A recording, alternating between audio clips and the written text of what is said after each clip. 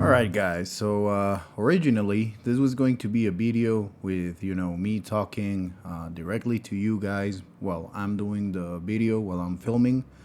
But I had some problems with the audio and I got a lot of footage out of this video. So I'm just gonna do a voiceover over the whole thing. And originally this video was going to be about how to do some masking work, which I haven't done much. I have done some masking work for my Gundams and other kits, but in this case, what I'm going to show you is this little guy, which is a Gengar entry grade Plamo kit that Bandai are doing. They have a lot of kits like this. I like them very much because they're very simple to build, very quick, and as you can see, it's very rounded, so it's very easy to paint, with airbrush, and you can do some stuff with your technique, right? So yeah, here I'm showing off a little bit of what I have done for masking before. This is a weapon, a laser rifle or whatever from a Gundam kit, the Gundam Destiny kit. And this is one of the first jobs that I did for masking myself. And it didn't end up really good. I did some masking for the clear parts when I was top coating other Gundam kits, and it has worked good for me. It's something that is very easy to do, but you need some finesse. So the idea here is that I did some panel line scribing into that part that I'm showing right there on the box. I did that on the eyes of the Gengar, and that is because I was trying to mask off the middle part of the Gengar, of the eye of the Gengar. I was trying to mask it off and then paint, black on the outside and white on the inside without using the stickers, and I think it ended up looking pretty good. This was the first time that I did some panel line scribing for a kit, and in this video I'm going to basically just retrace my steps on what I did to do the panel line. I'm sorry for the phone. To do the panel line scribing for this little guy, okay? And obviously, if you're going to customize your kits, you're going to want to just fit them, do the whole build out of the box, and then you're going to be familiar with your kit, right? Because you built it, so now you're familiar with your kit and you can take it apart. As you can see, I did this in a few seconds. I took it apart in less than a minute, and that's all there is to it.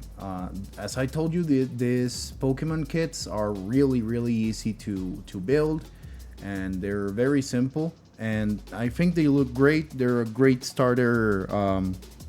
If you this thing cost me like 80 pesos, which would be like about $5 or less even.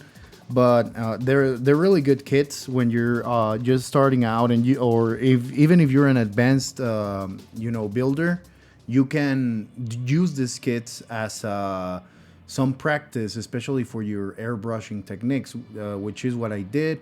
And I experimented with some panel line scribing, which I want to be very careful and very experienced when I do that on my Gundam kits. So this worked as some training and experience for some things that I want to do in the future. All right, so here we have the panel line scriber. This is a cheap one. Well, kind of cheap. It was about less than $20 if I'm not mistaken, and it was a very good investment. It comes with a lot of different size knives that are going to help you to get the best out of the panel lines that you want. And here we have the scriber out of the box. You have a hex key that you put in there to tighten and untighten the knives that you use for scribing. And then it comes with this little box that holds a lot of knives. It only comes with I think it was 5 knives. And these knives are really they don't feel like really expensive. They don't feel quality, but they're good.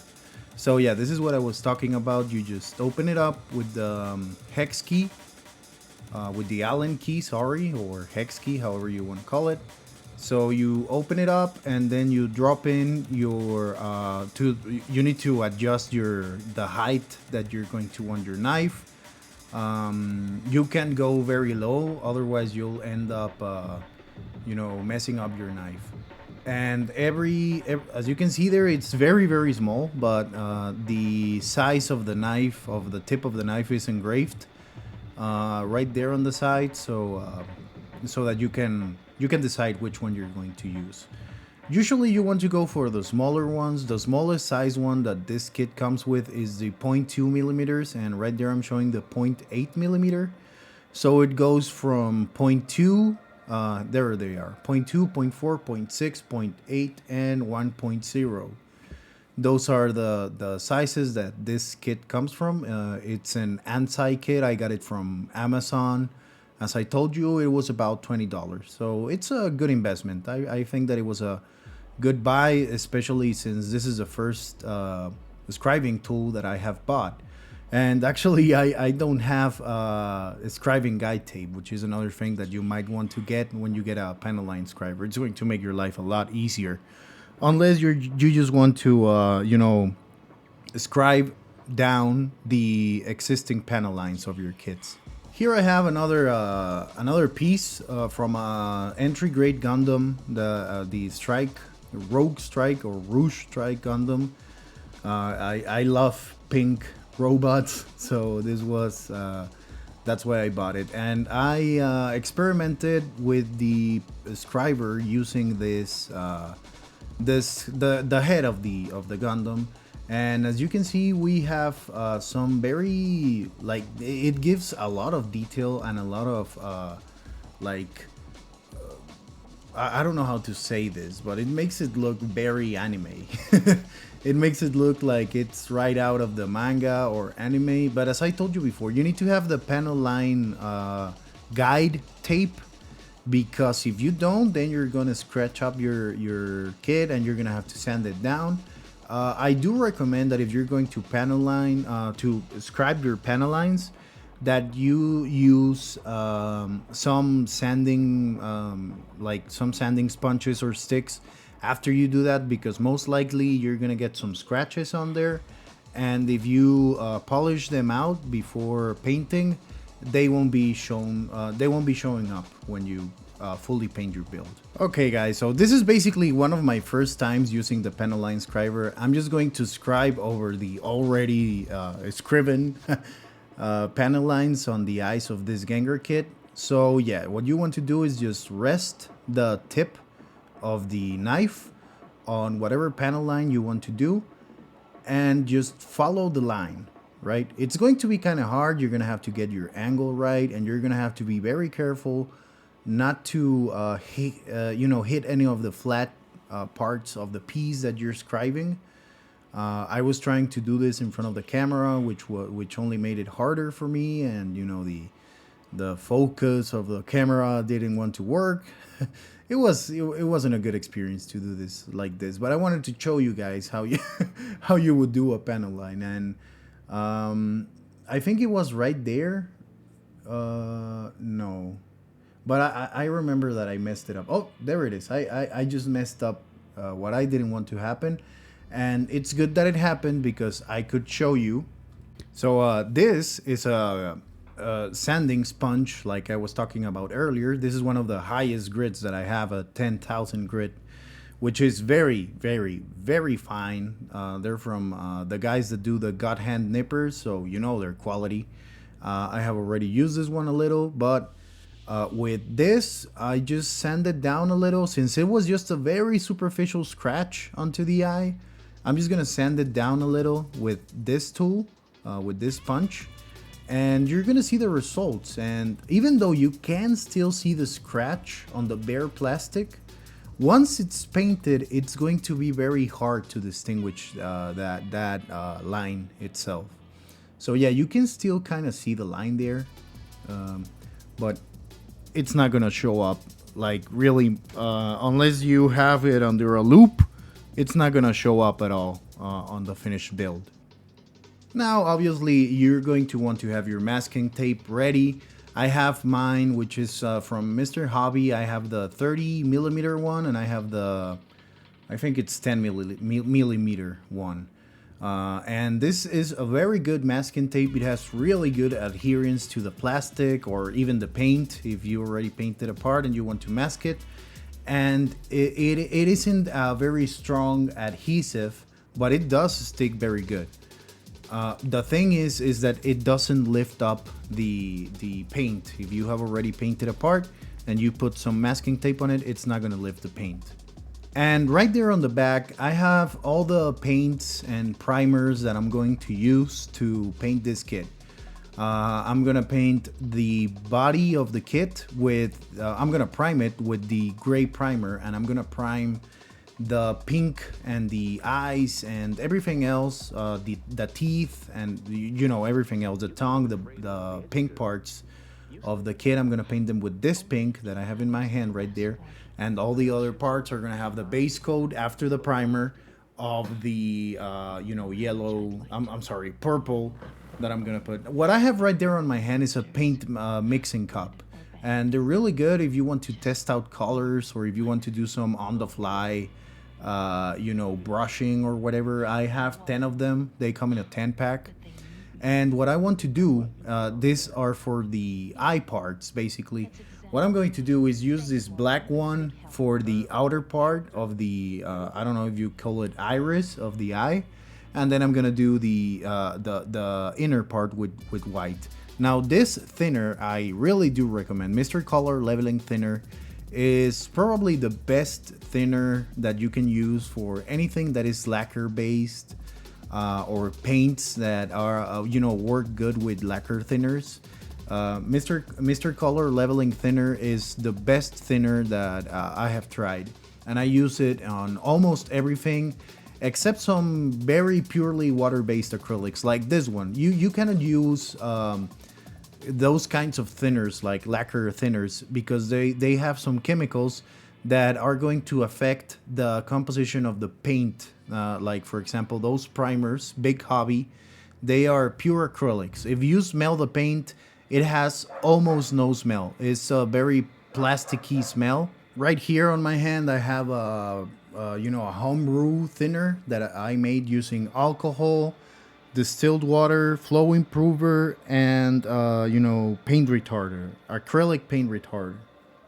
I'm gonna show those off in a little bit, but using those ingredients, I may do a video later showing you the mixing ratio of each of the ingredients that I use personally, and I have had great results with acrylic paints using this thinner, because you know, I didn't want to buy an acrylic thinner since they cost the same as a lacquer thinner, and you know, you can basically do your thinner just with water and alcohol. If that's all you have, that's gonna work fine.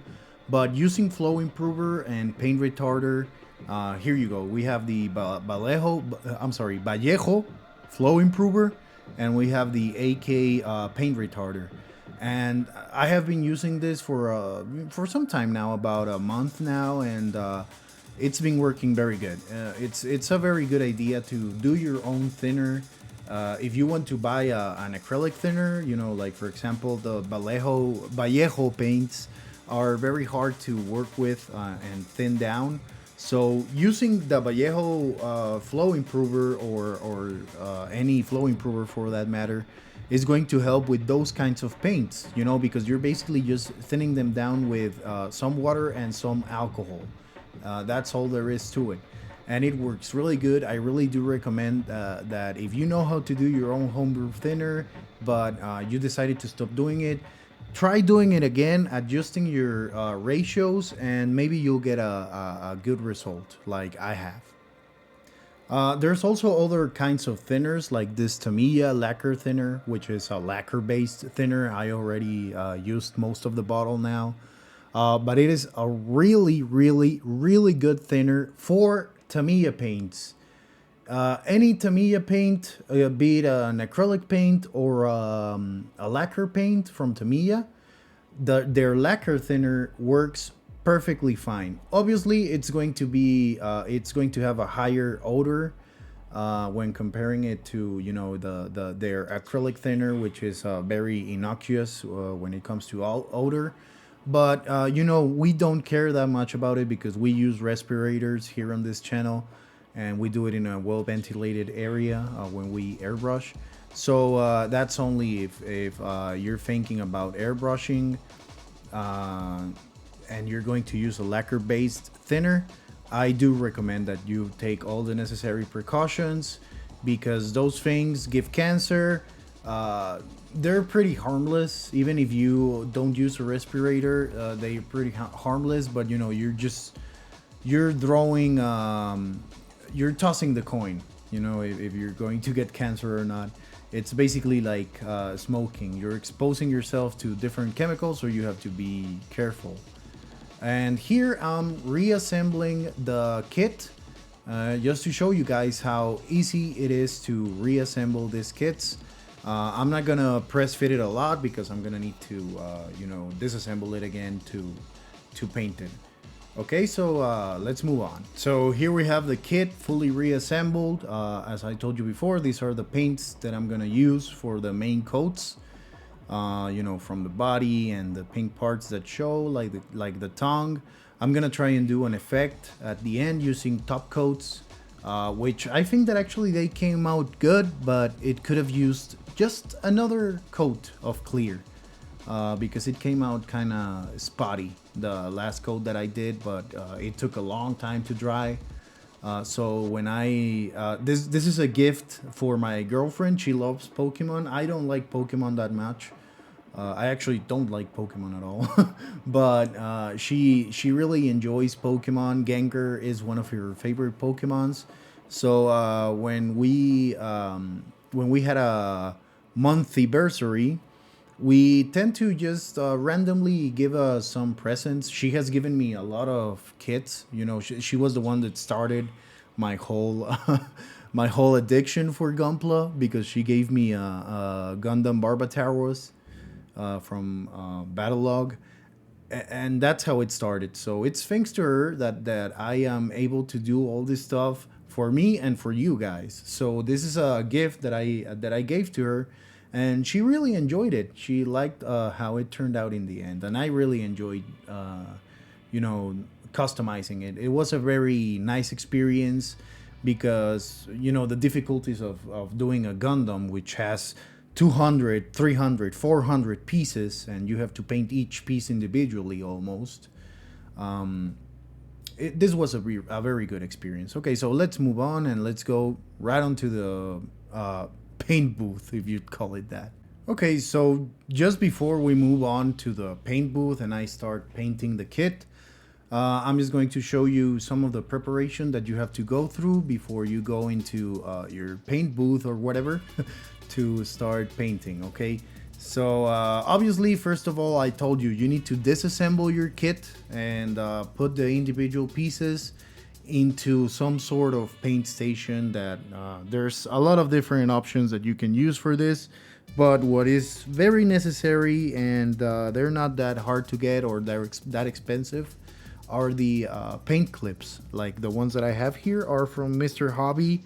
Same with the paint station, which is a Nekonote station, one of the smaller ones. So yeah, we're gonna disassemble the kit. Let me just speed this up for you guys. Okay, so right here on this piece, we had some trouble with the teeth, but this happened when I first disassembled the kit a while ago, when I first built it. There are some very fragile parts that have a very strong connection to this to the inner part of the front of the face. So the problem was that the pieces broke off, as you can see here. Well, you're not going to be able to see it right now per se because I have to separate it and I want to be careful with it. So yeah, we have a part separator tool here that I got from the Yusha. which is a company that specializes in miniature building, you know, like scale models of Japanese castles and stuff like that. So their tools are really good. I have this, I have some sanding sticks from them, and I have this separator, and this separator is awesome. I love it. It works very good. It is very easy to handle. It's large. It's heavy. It's it was a great buy. So yeah, to use this tool, it is very simple. You're just going to grab the edge that you have right there on the top, and right there, I'm doing it. You're gonna put this edge on any seam of any parts that are connected, and you're going to separate them using that. I'm sorry for being out of focus. It's I have a lot of shit on the background. I think that was a problem, but it's going to help you, you know, not stressing out when you're using your fingernails or whatever to separate your parts. It's going to help you a lot. I do recommend that you have a part separator. It doesn't need to be a metal one like this one. There are some ones that are plastic that are also great, even from Bandai, and they're cheap. So yeah, you can use this part separator very easily if you're going to be customizing any of your kits. It's a great buy, and it's a must-have. So earlier, when I was talking about the broken pieces that I told you about, here they are. We have the lower part of the kit was fine until I separated it right there, and I broke both the pieces off. So what I had to do was, you know, use some Tamiya cement, and that was it. It was something that's very easy to fix, but nonetheless, it makes you feel very bad when it happens. So even with this awesome tool, sometimes it's just hard to get in there and separate the part. But thankfully, it's something that isn't going to show. Unless you open the kit and disassemble it again, you're not going to notice that those pieces are broken. And thankfully, it comes with two faces. And see, I broke it right there. I noticed that I broke it. And well, it was going to be I thought that it was going to be a pain in the ass. But in the end, it was a very easy fix that took less than 2 minutes to do. And that's it, guys. So let's keep going. So here we have the paint sticks. I have a bunch of them. There are like 30 of them, and I haven't had the need to buy any more. You can see that they're pretty used. They have a lot of paint on them, but they're very good paint clips. So after separating your pieces, you're going to look for the piece, and you're going to look at the parts that you're going to want to paint. Obviously, this is a tail of Gengar, so I want to paint everything that is on the outside. You're going to grab it from one of the parts of the inside that doesn't need to be painted, and I'm showing you there that part that I'm grabbing with the paint clip is not going to show, so there's no problem if you paint it, you know, grabbing it from there. And that's basically what you're going to do for every piece of the kit. So let's just speed this up.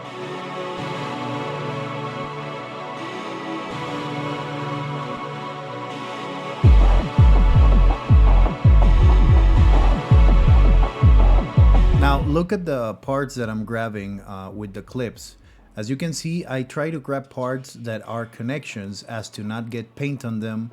And if I get paint on them, then it's going to be a little difficult to get the pieces together once they are painted, because when you put paint, it obviously creates another layer, and it's going to be larger than at the beginning. And now we finally get to the paint booth, which is just a basic cardboard box that I use outside on my backyard. And this is my Procon Boy double action platinum 0.3 millimeter nozzle and needle. And this is I think this is the best purchase that I have made since I have started the hobby. This is not a cheap airbrush. I found it on sale, and it was about I want to say $100, maybe a little less plus shipping. So yeah, this is a awesome airbrush. I have really great experiences with it. Easy to clean, easy to maintain, works perfectly every time. I had some issues with it using it now in this build because I did some bad paint mixing. You can see my reflection there actually. I did some bad paint mix when I did the purple. So the purple kind of dried up too quickly and it made my tip dry, and I had a lot of problems during this build. That's why it took so much time to get this video out, because there's a lot of editing that I have to do. And yeah, this is easily the best intermediate airbrush, I'd say, that you can get.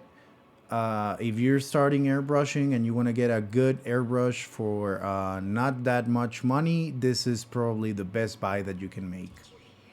First, to get going, we're going to connect the hose into the airbrush. And right there, it's pushing out some air. You have a pressure gauge valve right there on the front that you can adjust how much pressure it's going through to the needle. You have your paint cup up there. Maybe I'll do a video tearing down the components of the airbrush and how to clean it. But right now, what we're doing is straight custom build, custom painting of this kit, so we're gonna skip that part, okay? Right here, I'm putting some drops of custom, well, homebrew airbrush cleaner that I use using basically just water, alcohol, and some Windex and some glycerin. And I'm just gonna clean out anything that is left over, which I always clean out my airbrush, but I like to do just a little bit of cleaning right before I start doing my my painting. Okay, so yeah, I just put some drops on it, flush it out, you know, spray it out.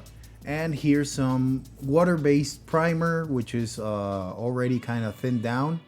I'm gonna put some drops of the primer there, which we're gonna put a lot of it because we're gonna use not too much, since there's small parts what we're gonna paint with the white primer.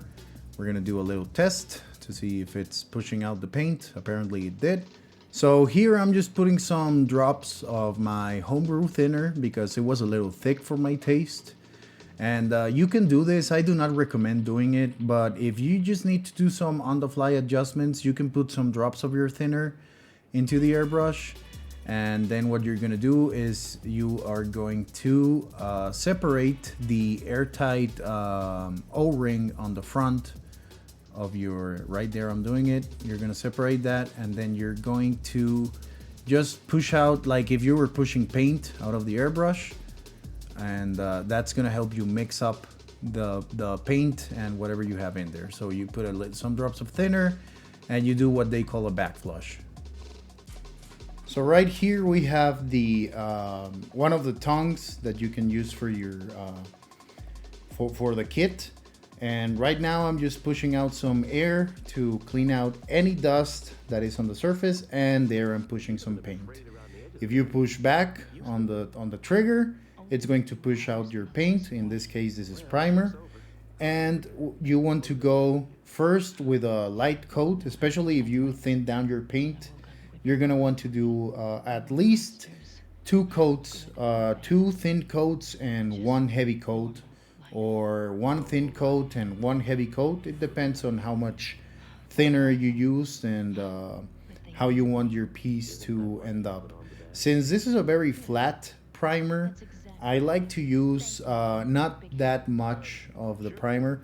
It's kind of rough it leaves a rough texture. And if you use a lot of that primer, then if you put a gloss over it, it's going to look kind of like milky. That's how I would describe it. Like kind of, it's gonna get some flatness because of the flat primer that you used. So you start from the outside, you push the paint and go across the whole piece, the border, or what I like to do is first do the edges and then start going, you know, to the middle, the biggest parts. So right there, I'm pushing some of the primer out, and I'm just trying to get the most coverage that I can without flooding the whole piece. And as you can see, a steady is what makes us get the best results out of when especially when you're priming. When you're priming, you're trying to get all the details of the piece. If it's a flat piece, then you're trying to get the part that is flat even flatter. And what primer is going to do, which a lot of people just tell you that you need to prime your pieces, but they don't tell you why. What is happening when you prime your pieces? You're putting a coat of some kind of resin or some kind of like acrylic resin that is going to help. First of all, it's going to adhere to the plastic very. It's going to adhere very good, and anything that you put over the primer is going to adhere to the primer. So you're going to put a, if you want to see it like that, you're going to put a protective covering that is also going to work as an adhesive for your paint. So it's going to make your paint job last longer. It's going to make your paint job more durable. It's going to withstand some slight scratches, and it's not going to show the original plastic. And also what primer does is that it's going to give you a more uniform base of any piece that you primed, right? So for example, if you want to change a piece that is dark into a lighter color, then you prime it with a white primer. And if you want to change a very light piece like a white or a light gray piece, and you want to change it into something else, then you can use a black or a gray primer. And any color that you put on it is going to be affected because of the primer that's underneath. You want to use white primer for lighter colors like oranges, yellows, greens, blues, anything like that. But if you want to do anything darker, then you're going to want to use either a gray primer or a black primer.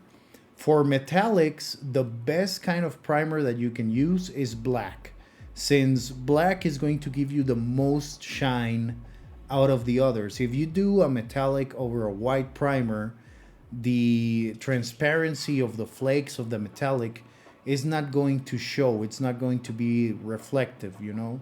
So the best course of action if you're going to paint any metallics is to use a black primer. If you want to use a color that is very light, that is not dark, very bright, I'm sorry, that's the word. If you want to use a color that's very bright, but you want to tone it down a little, make it look a little more faded, then you can use a gray primer. And that's going to be great for you to change the appearance of your piece. Okay? So here I'm priming the eyes. And the only part that is going to show is the eyes themselves. Everything else is covered up by other pieces. So I want to get the best coverage possible right there. And remember that I told you that the parts that were scratched are not going to show, is because what I'm going to do after I prime those pieces that I want to have very high detail, very high gloss, I'm going to go over them with a very fine sanding sponge and the gun primer balancer, and that's going to help me lose any of the imperfections that ended up happening to the piece. So I'm going to speed this process up for you guys so that you can just enjoy some chill music and see me priming the kit. And I'll be back in a little while. If I have anything important to say, I'll be back.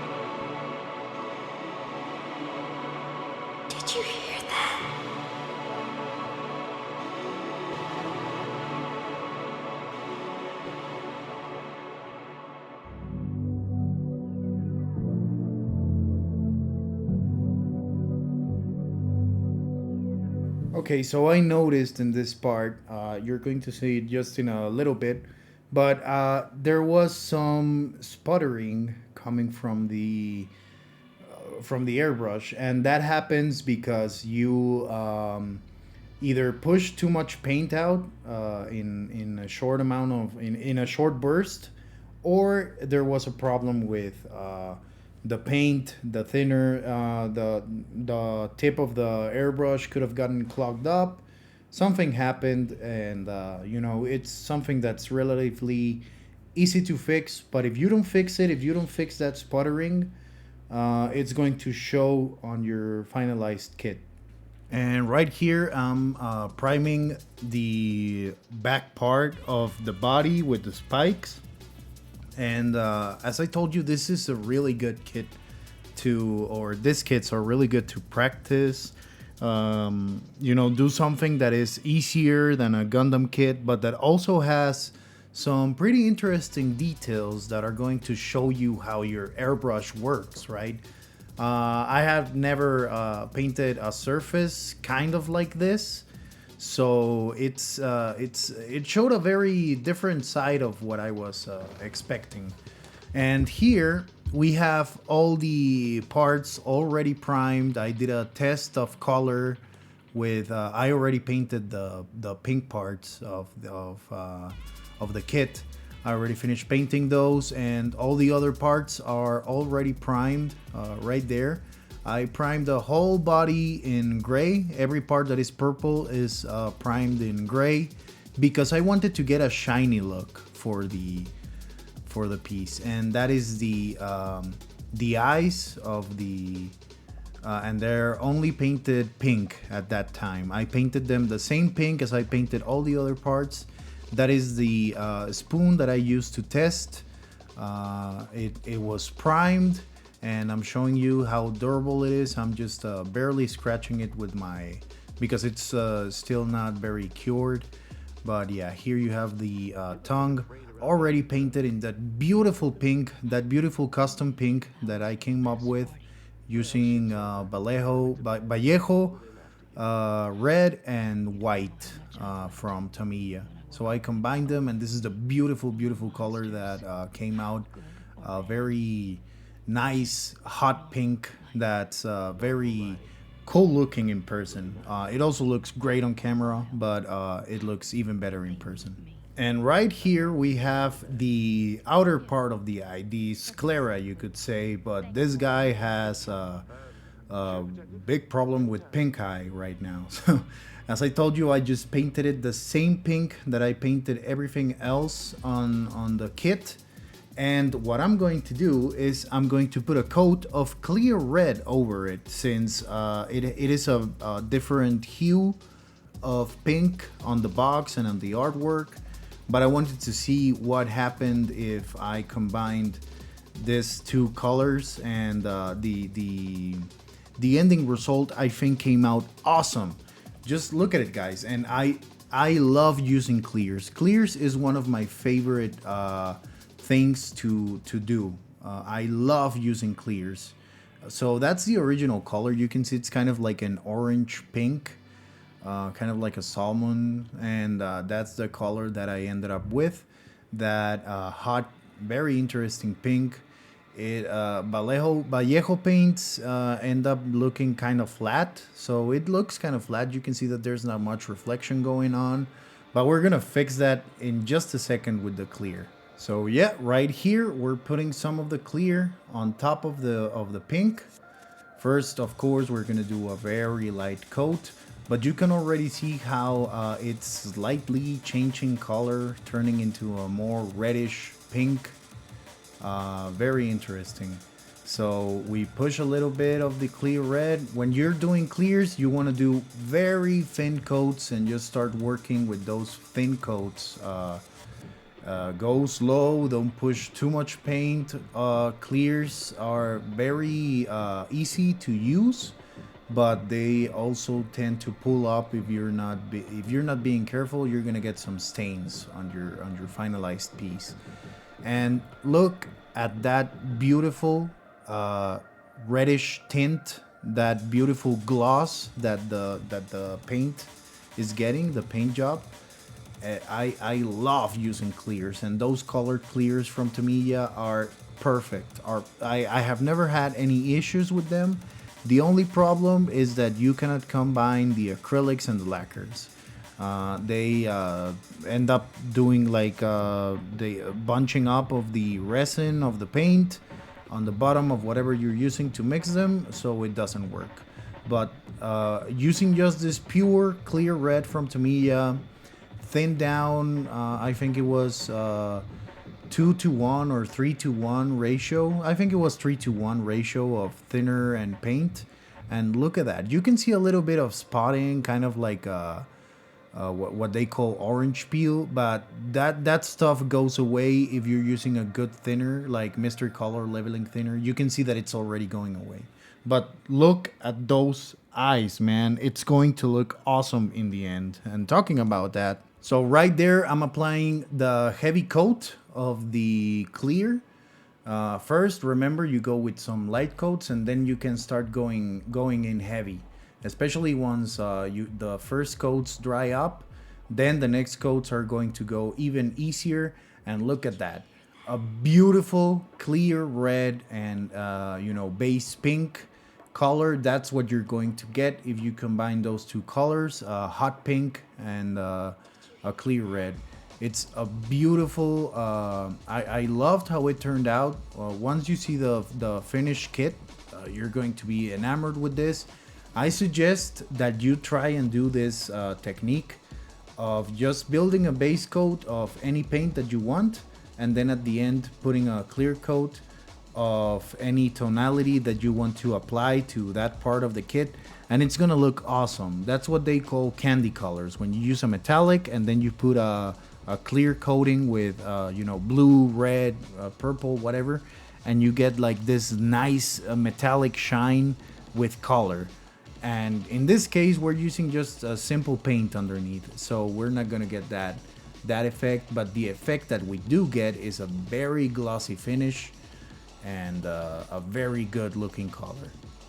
And here we have the completed model, well, the disassembled but completed model with everything in it. And you can see that I already primed the purple pieces. As I told you, I primed them in a gray because I wanted to get this faded, shiny look like the Gengar. That part that you see there that has like the scratched paint was because there was an imperfection there on the primer. Some dust got on it. So I just sanded it down and got the surface to be as flat as possible. But I incidentally scratched some of the primer away, but that's no problem at all. The paint is still gonna stick since I sanded it down, the paint is gonna stick very well to it. So in this little box that I recommend that you get an organizer to, this little box has all the other pieces that I already primed. They're separated, obviously, in their own containers. Here we have the long tongue, as you can see, the one that got the sputtering from the primer. It doesn't show at all because I did another coat after that of primer. So it ended up covering up the sputtering, and there was no problem at all once I painted the whole thing. Here is the sclera, the red sclera that I did with the clear red. And here are the eyes. Now, what I want to show you, or what I wanted to show you in this part, was what I did with the eyes and how I ended up masking them. What I did is that I used a cutter, a designer knife, and used the panel line as a guide to just cut the plastic around. And that's what I ended up doing, and I think it ended up working very well. And right here, I'm going to show you how I'm going to paint the last parts of this kit. But as I told you before, I had some problems when using this this purple paint, which was custom. It didn't want to work very well when I started pushing the paint out. As you can see, it's not pushing out any paint. Well, it's pushing out some paint there. And when I did the cardboard test, it pushed out the paint well, but after a while it started sputtering. It started not pushing paint out. So I had a lot of problems with this paint, and it was because I combined some Tamiya with some Citadel. And the color looks great. As you can see right there, the color looks awesome. It's a very nice purple. But yeah, you can see that I started getting some sputtering there. The cup was full. I wasn't pushing that much paint. The PSI was under 25, I believe. But what I ended up doing was just upping the pressure, and that helped a lot. So now we're going to go in and paint this little purple part from an arm of the kit. And as I told you, you start from the outside and then you go across, right? So first we're gonna go with this light coat of the purple paint. We're gonna first do a light coat over the edges, and you can see that it's a beautiful, beautiful purple. It's covering the piece perfectly. It's coming out kind of glossy, even though we're just applying the first coat of the paint. And then we're gonna go across the body of the arm, and look at that. It's painting beautifully. We're doing some light coats, and just keep doing that for a little while.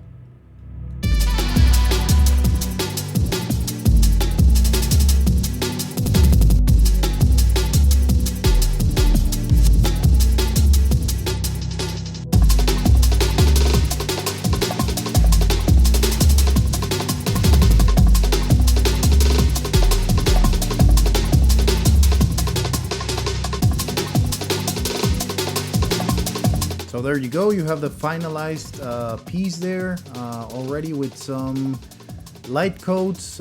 Maybe go in with a heavy coat right there. That's what I'm doing right there. I'm going in with a heavy coat after those first light coats, just to get the full coverage.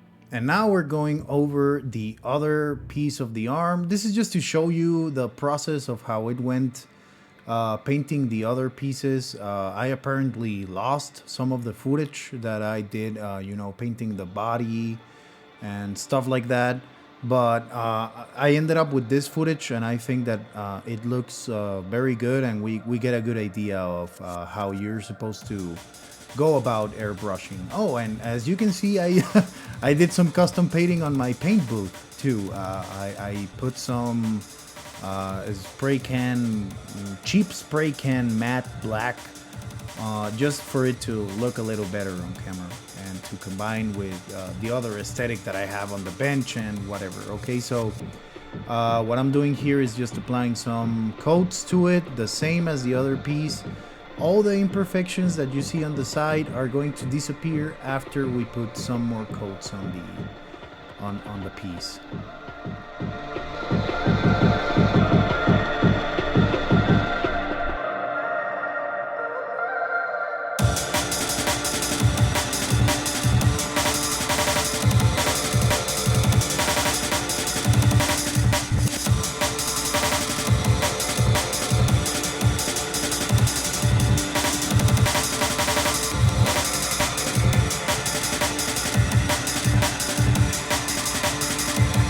As I told you, unfortunately, I lost some of the footage of me painting.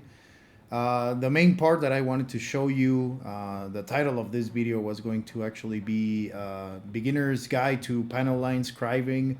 But I don't feel good doing a tutorial on something that I just started doing myself. So this is just an experiment to see how I did with some custom panel line scribing on a very simple kit, and this is the results that I got. I'm going to show you in just a little bit how the eyes turned out after applying the paint and everything else. You can see that there are some imperfections there that I couldn't get out, but I ended up just redoing some of the paint up there, and it looks awesome. Look at that. It looks beautiful. I painted the outer part black, and that's why I did the whole masking part to, separate the white and the black.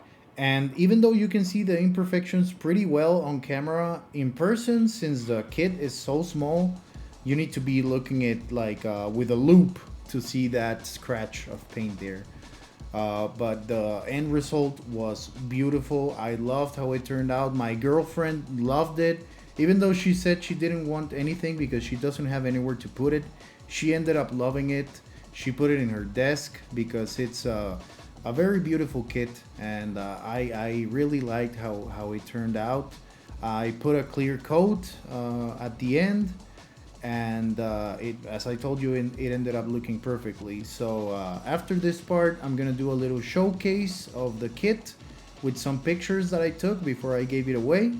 And I hope you guys enjoyed this video, and I hope to see you on the next video, which I think it's going to be kind of those speed builds or whatever, but of my Mega Man X kit that I built the head of in one of my latest videos, talking about the basic tools that you need to start doing things on the hobby, start your first kit or whatever. So yes guys, this is it for this video. I really enjoyed doing this video, even though it turned out very, very long. 51 minutes is very long for what I achieved on this.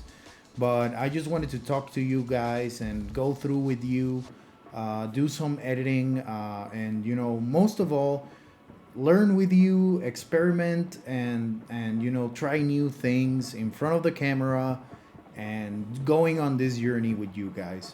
So if you have any comments, if you would like to see anything in a specific, please let me know. If there are any questions that you have, let me know in the comments. I will respond to any comments personally that you put out there. And I hope to see you in the next video, guys. Have a great week.